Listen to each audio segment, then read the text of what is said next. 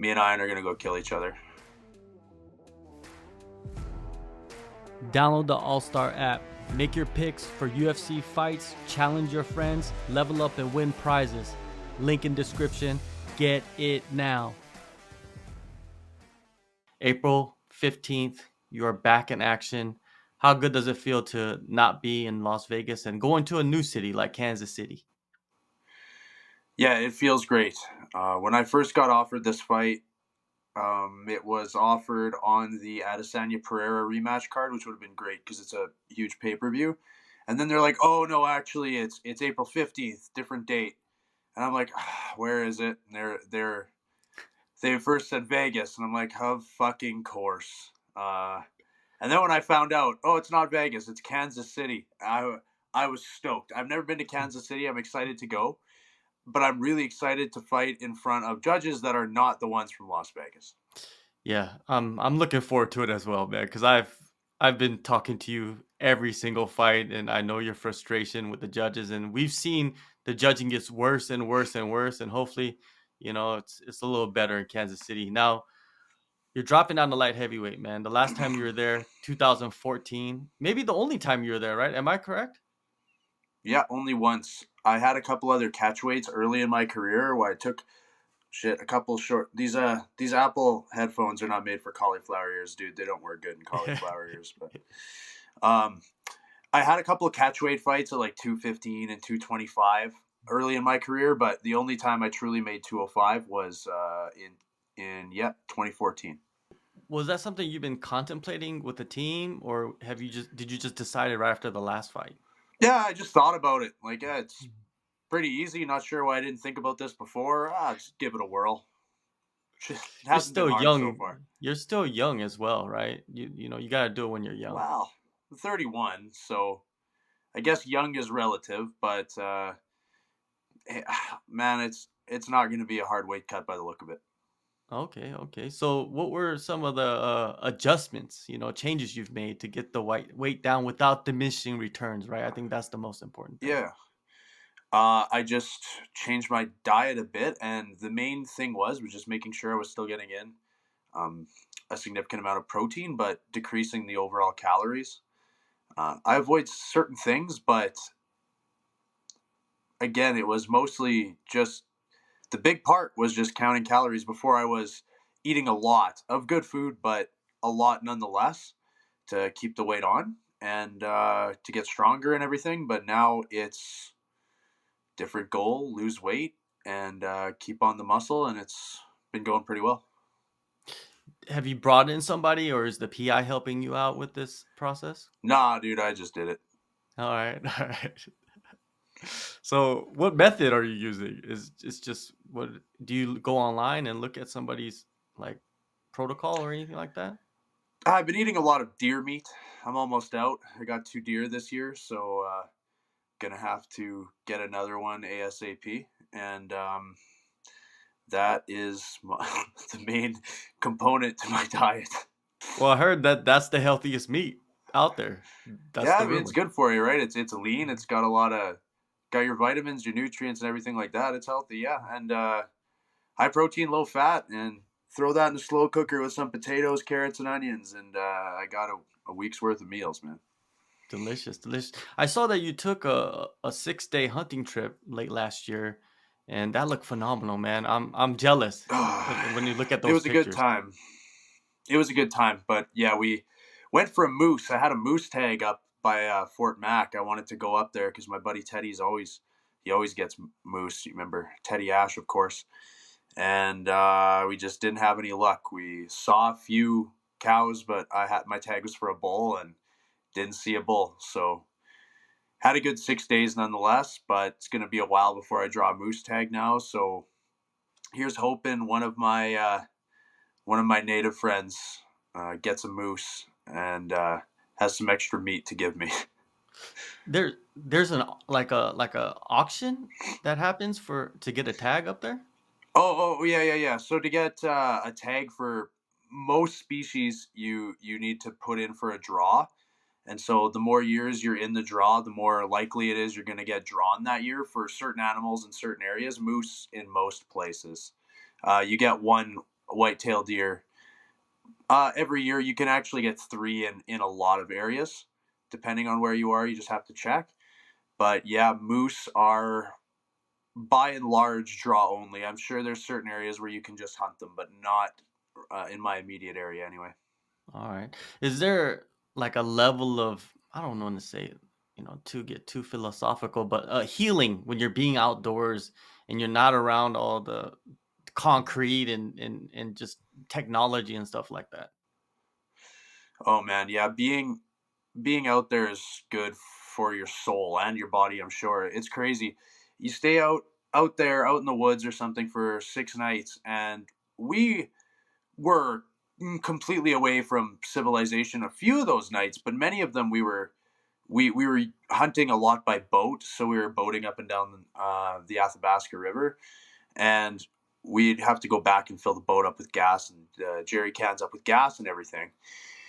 Uh, but your circadian rhythm, like the way you get tired when it gets dark and you wake up way earlier and everything, it's crazy. It's noticeable, and yeah, you do feel like you're supposed to be there when you're there. That's for sure.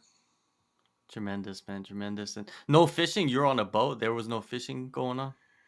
Nah, nah, not really. We were just looking for moose the whole damn time. Okay. Yeah. Yeah. You get to understand like how people lived, thousands of years ago, right? Where it's I mean, like your sort of, but focus. again, we were boating around, and we had Yeah. an outfitter tent that we would. A couple nights we slept just on the ground, like we'd make a big fire, and somebody's waking up every whatever half an hour and throwing a bunch of logs on there and going back to sleep, and we're just on the ground, crazy by like there's like a wolf den just a few hundred meters away, and fresh bear tracks right as we rolled up, and we on that beach just make a fire and sleep right there. But the other nights we had a Teddy has a really good outfitter tent, so that's like a huge tent with a wood burning stove and everything in it, so it's not too bad. He got a little cot and sleeping bag in there, but a couple nights we roughed it for sure. For sure, man. Now back to your training. I saw some clips of you hitting mitts. You look in tremendous shape, man. Like tremendous shape. And you talked about the diet. Do you feel faster than you've ever felt? Yeah, I am faster for sure, and I think I'm just as strong. Maybe I'm not quite as strong on certain lifts, like weight wise, but my functional strength seems to be the same, if not better, because it's aided by cardio, even more cardio. I already had good cardio and everything, but yeah, I feel really good, and I'm liking being at this weight for sure. Cutelaba, man, he's a wild man. It's a fun matchup. It's an outstanding matchup. Outside of him being a wild man, what do you think of his fighting style? He's really good, and he doesn't get the credit for it. I knew as soon as I asked UFC where they had more utility for me at heavyweight or light heavyweight. They said they weren't going to make me. They weren't going to say light heavyweight because they weren't going to pressure me into cutting weight or whatever politics there. And then they said something to the effect of, "But we think you do well there, and we'd be interested to see you at light heavyweight. Good enough for me." So I decided to try it, and I knew my first guess. People say, "Who do you think they're going to give you at light heavyweight?" Kutalaba. He was my number one, and then they did. I knew it. Our career trajectories, unfortunately, align a little bit right now. Neither one of us is on a win streak right now. We both need the win bad. It's a messed up fight in that I think the winner might very well fight number 15, 14 kind of guy in the world, and the loser might get cut. It's a fucked up spot to be in, man, but that's part of the car crash. That's going to be me and Kutalaba. There's no way this fight's boring. I don't think we need the judges for it at all. Pretty insane to think that we're going to go that far.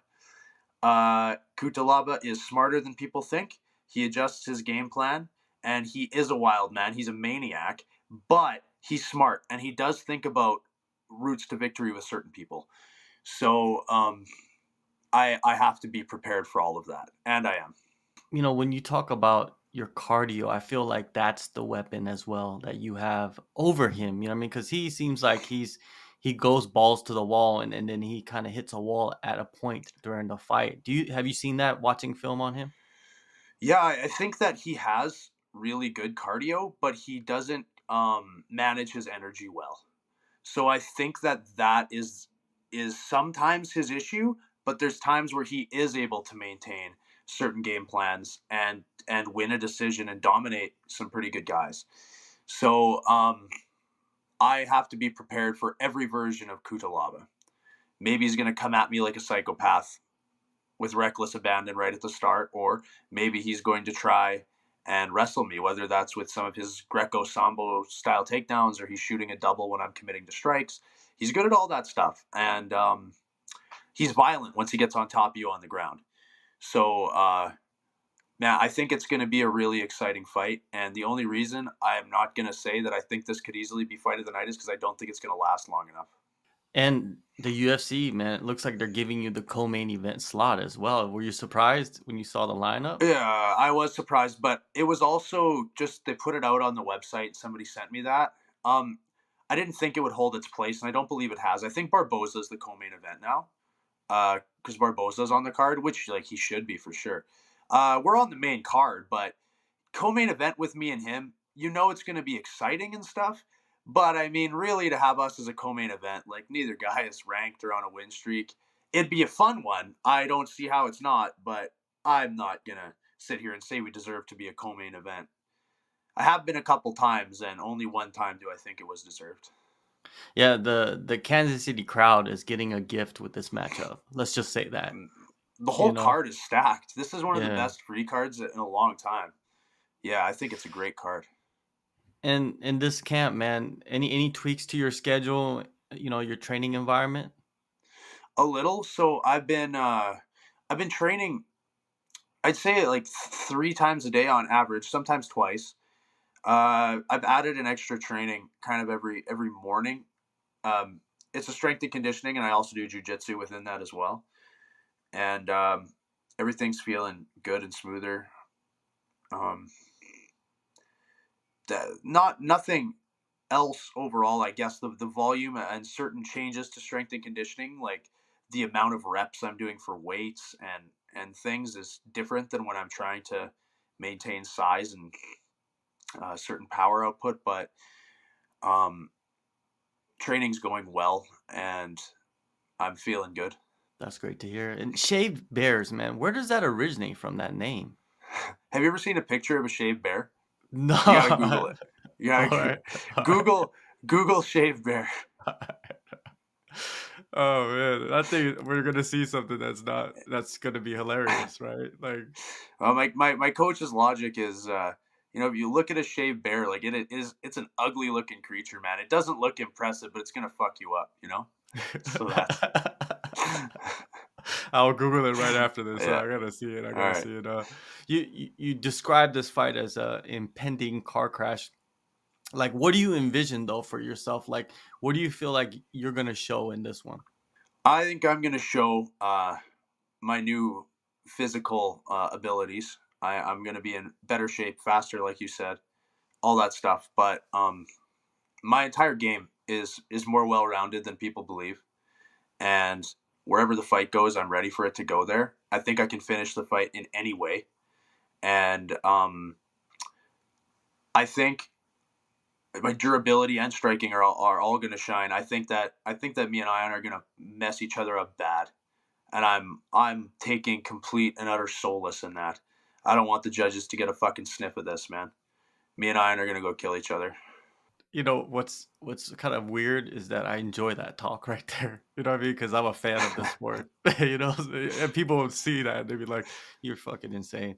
Man, there's the rumors out there, right, that the UFC is going back to Canada after years of not, Yeah. throwing an event. Man, I would love to see you on there, man. Even though it might be a quick turnaround since the fight card's in June, but man, if you go in there and do your thing, you never know, right? If I'm not heinously injured, I will be on that card because I'll be pushing for it, and there's no way they don't want me on that card. But it it completely depends because I'm going in this fight with Cutelaba completely willing to die, and if that happens, then I won't be on the card. If I break my bones breaking his, then I won't be on the card. But Barring any of that, should I get out of that fight and able to fight 2 months later, I will be on that card. Have you fought any time in the past where it just took you too long to recover? Like it took you like a month or two without injury, just being banged up. Uh, Early in my career, yes, I would have needed a little bit of time. Probably not that much. Like Mm. I guess after I fought Gane, maybe I would have needed a month. Like my face was swollen Yeah. a bit, but not really. Now I've been injured in a fight where I tore a ligament. Mm. I'm not going to tell you what fight. That one took some time, Yeah, but those are the in worst. yeah, in terms of being just battered or beat up, Mm. no, I usually just need to wait for my shins and my hands and stuff to, not even usually my hands, to be honest, my ankles, from kicking a bunch. Guy checks a few kicks. Need to wait for that to go down, but it's I'm usually good to go. I'm lucky. I'm pretty durable. So hopefully that holds true. But if it Yeah, doesn't, I don't care because I'm going in there be all end all. for sure. You mentioned Cyril Gahn, man. You fought him a couple of years ago, and he just fought Jon Jones, and that fight, Yeah. was it weird to watch, man? Like how it all played out and how it ended so quick. Jones is just that good, I guess, because you know everyone likes to jump on the internet now and shit on Gon, and everybody's gonna talk shit now. But maybe we all know that Gon's strength is his striking. That's not a secret. We know what he's best at. Uh, but even though Jones is the better wrestler and the probably the better jujitsu guy, Gon is really physically strong. Like I'll tell you that for free. Like I tied up with him a few times. Like oh fuck, okay. Sometimes a guy looks like that and you get a hold of him. Like he's not that strong. No, he's pretty strong. So for Jones to just manhandle him right out the gate, pretty crazy. I don't know who the answer to Jones is, and I would if I had to pick a guy in the division that I thought would beat Jones. I don't know about Wood, but I think the best bet is Curtis Blades. April 15th, man. Super, super exciting matchup, man. UFC Kansas City, main card. Go in the descriptions, download the AllStar app. Thank you so much, Tanner, for the time and